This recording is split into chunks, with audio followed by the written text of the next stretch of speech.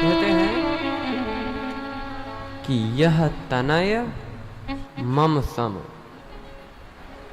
विनय बल कल्याण प्रद प्रभु लीजिए, गही बाह सुर नर नाह आपन दास अंगद कीजिए। श्री राम जी किष्किंधा कांड में वो जब बाली प्रसंग आता है तब की घटना। बाली को परा बिकल मही सर के लागे, पुनि उठी बैठी देखी प्रभु आगे। श्याम गात सिर जटा बनाए, अरुण नयन सिर चाप चढ़ाए। और वो भगवान जो कि भ्रकुटी विलास सृष्टि लय होई,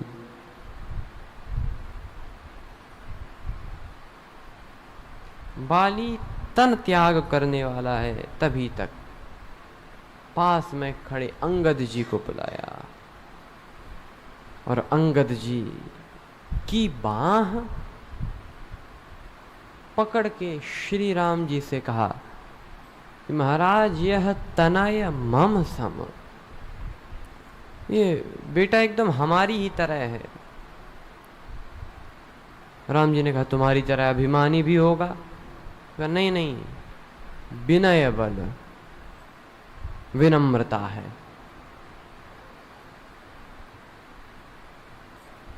हे प्रभु आप इसकी बाह पकड़ लो।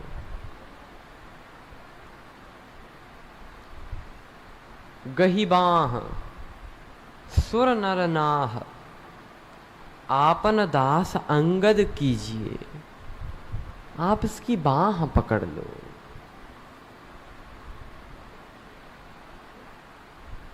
क्यों? इसको हमारे पास क्यों भेजना चाहते हो? हाँ कि क्योंकि आपकी महिमा सुनी है। क्या महिमा है? मूकं करोति वाचालम पंगुम लंघ्यते गिरिम यत् कृपा तमहम वंदे। उसको वाचालम बहुत बोलने वाला, मानो वक्ता बना। पंगुम लंघ्यते गिरिम, जिसके पांव नहीं, वो सुमेरु पर्वत को भी लांघ जाए। और जिनकी कृपा से ऐसा हो, यत कृपा तम हम वंदे, उनकी हम वंदना करते हैं। ऐसे परमानंद माधवम। अब देखें भगवान में कि दें और कौन कब क्या हो जाए वो पता नहीं। एक सज्जन कहते थे महाराज 2 पंक्ति की कविता सुनाए हमने कहा सुनाओ। तो पंक्ति की कविता बड़ी सुंदर सुनाते थे, उसमें था कुछ नहीं, लेकिन वो पंक्ति भी महत्व रखती थी। वो ऐसे ही कहते कि कैसे कैसे कैसे कैसे, अरे ऐसे वैसे हो गए, कैसे कैसे वो ऐसे वैसे हो गए, अरे ऐसे वैसे कैसे कैसे हो गए। भगवान के लीला राज्य में सब कुछ संभव है, कुछ कहा नहीं जा सकता। तो जिन भगवान में ऐसी सामर्थ्य है, किसमें सामर्थ्य है कि वो ऐसा करे, तो मैं उन भगवान की शरण में भेज रहा हूं। क्योंकि शरणागत को का चिंता रे, तू काहे चिंता करता रे। शरणागत जो हो जाए फिर उसको कोई चिंता नहीं है, फिर वो ऐसे रहता है जैसे एक बालक और पिता। तो पिता की छोह छत्र छाया में जैसे बालक रहता है, ऐसे ही एग्जैक्टली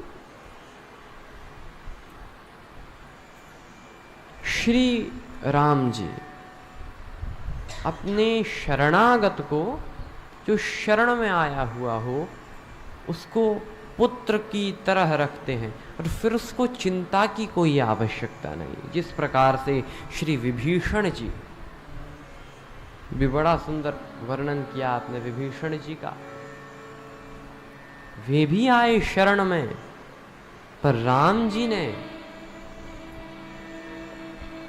हाँ बिल्कुल मैं स्वीकार करूंगा। सुग्रीव जी ने कहा महाराज आपके दुश्मन का है, हो सकता है भेद लेने, गुप्त बातें इसको पता चल गई तो सेना की।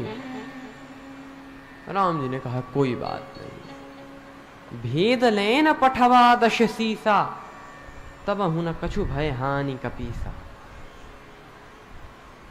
जगमह सखा निशाचर जेते, लक्ष्मण हनई निमिष महतेते।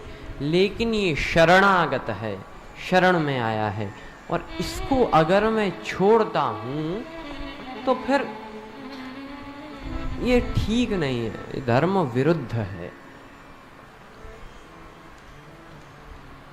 इसीलिए श्री राम जी विभीषण जी को स्वीकार करते हैं। तभी बाली भी कह रहा है महाराज इसे शरण में ले लो। क्यों? कहा फिर इसे कोई चिंता करने की आवश्यकता नहीं होगी, इसका भार भी अब आपका भार हो जाएगा। अब इसको कुछ भार स्वीकार नहीं करना। जैसे कोई व्यक्ति ट्रेन में यात्रा करे तो अब उसका भार, ट्रेन का भार, वो लगेज भी अपना साथ में है उसके, लेकिन वो लगेज भी अब ट्रेन पे रख दे, वो भार भी ट्रेन पे।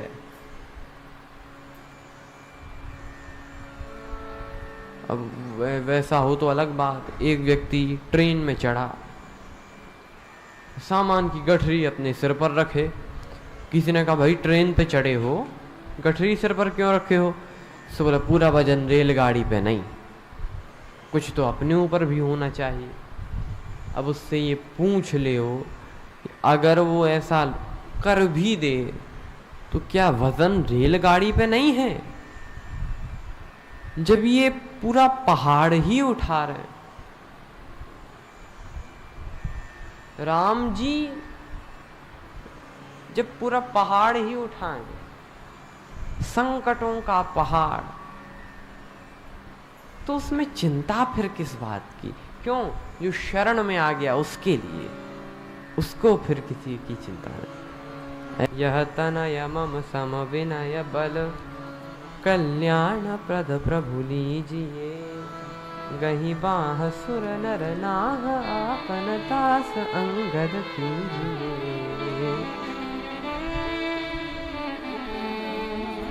आप इसकी बाह पकड़ लो। और इस पे हम आगे चर्चा करेंगे, लेकिन श्री रामचरितमानस की 9 दिवसीय कथा, तो बाबा ने इस कथा का, श्री तुलसीदास जी ने जहाँ से इस कथा की शुरुआत की, आइए उस प्रसंग को हम जरा देखें। लिखते हैं,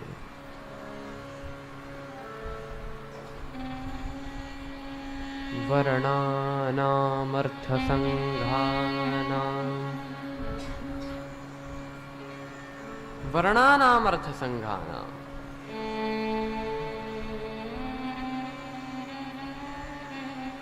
वर्णों के अर्थ में, रसानाम छंदसामपि,